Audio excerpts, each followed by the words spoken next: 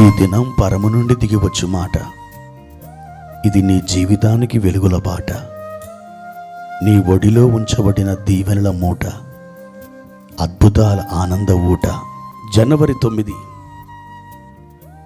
సంవత్సరమంతా మీరు బైబిల్ చదివి ముగించడానికి ఈరోజు మీరు చదవవలసిన లేఖన భాగం ఉదయం పాత నిబంధన నుండి ఆదికాండము 23, 24 అధ్యాయములు, సాయంత్రం క్రొత్త నిబంధన నుండి మత్తయి సువార్త 7వ అధ్యాయము.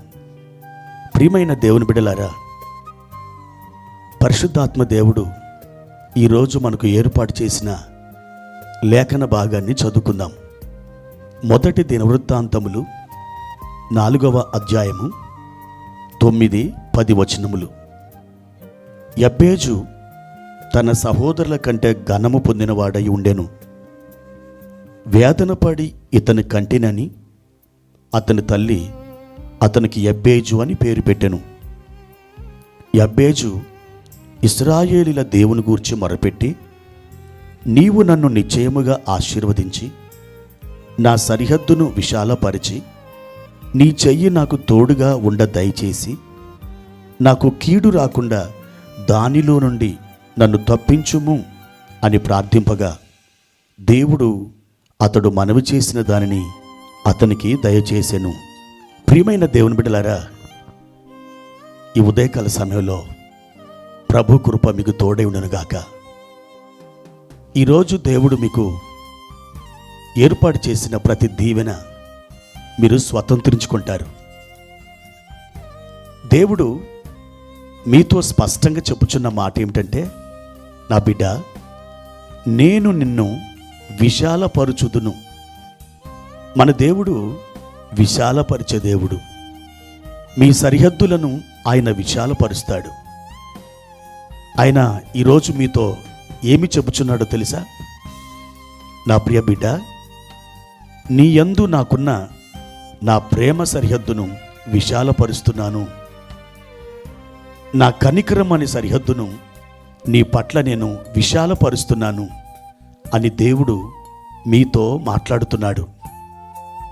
మనం కూడా దేవుని ఎడల మనకున్న ప్రేమని, ఆ ప్రేమ యొక్క సరిహద్దుని విశాలపరుచుకోవాలి.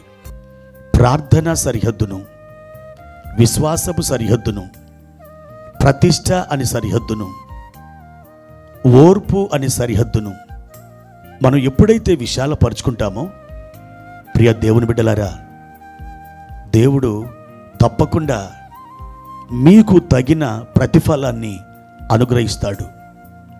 ముఖ్యంగా మనం ప్రార్థన అనే సరిహద్దుల్ని విశాలపరుచుకోవాలి. దేవునితో మనం 1-2 మాటలు మాట్లాడడం కాదు, దినమెల్లా ఆయనతో మనం మాట్లాడుతూనే ఉండాలి. దినమెల్లా మనం మొరపెడుతూనే ఉండాలి.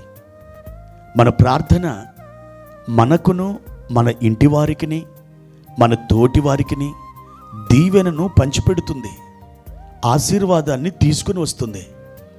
మీరు ఇతరులకు ఆశీర్వాదకరముగా ఉంటారు. అందుకే దేవుణ్ణి మనం ఇలా గోజాడుదాం, దేవా, నా ప్రార్థన సరిహద్దును విశాలపరచు ప్రభువా అని దేవునికి విజ్ఞాపనం చేద్దాం. మీరు ఇరుకులో ఉన్నారా? అయితే దేవుడు మిమ్మల్ని విశాల స్థలములో నిలబెడతాడు.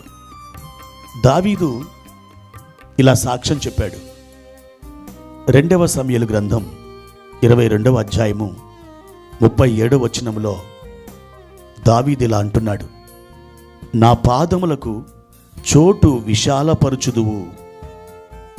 అవును, పోరాటంలో ఉన్న దావీదు, ఇరుకులలో ఉన్న దావీదు, వేదనలో ఉన్న దావీదు, ఇబ్బందులలో నుండి వెళుతున్నటువంటి దావీదు ప్రభుని అడిగాడు, దేవా, నేను విశాల స్థలంలోకి రావాలి, నా పాదములకు చోటు నీ విశాలపరుచుము అని దేవుణ్ణి అతడు గోజాడాడు.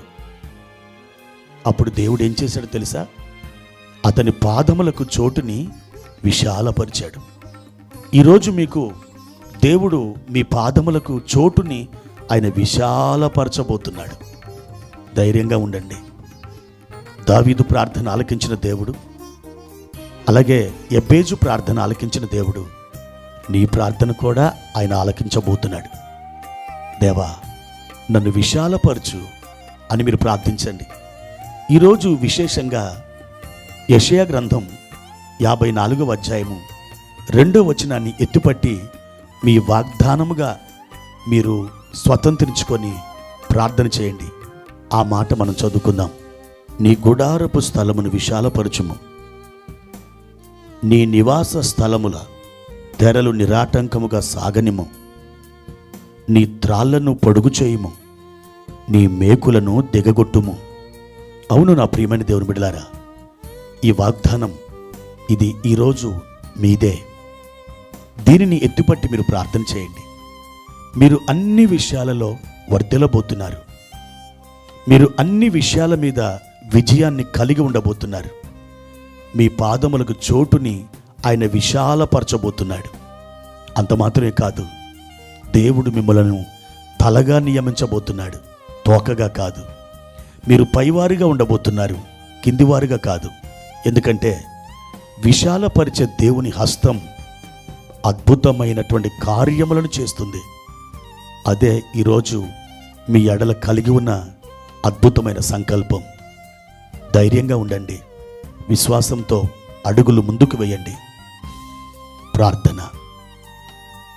ప్రియమైన తండ్రి, మీ ఘనమైన నామానికి వందనాలు.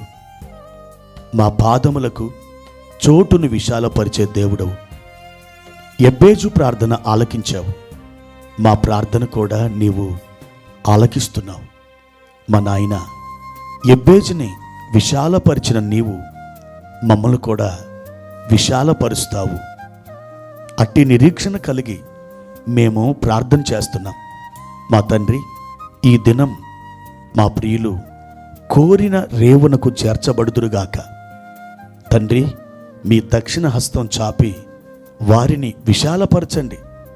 అద్భుతమైన కృపలతో వారిని నింపండి. మీరే మహిమ, ఘనత, ప్రభావములు పొందుకొనుమని యేసు నామమున అడిగి వేడుకుంటున్నాము తండ్రి. ఆమెన్.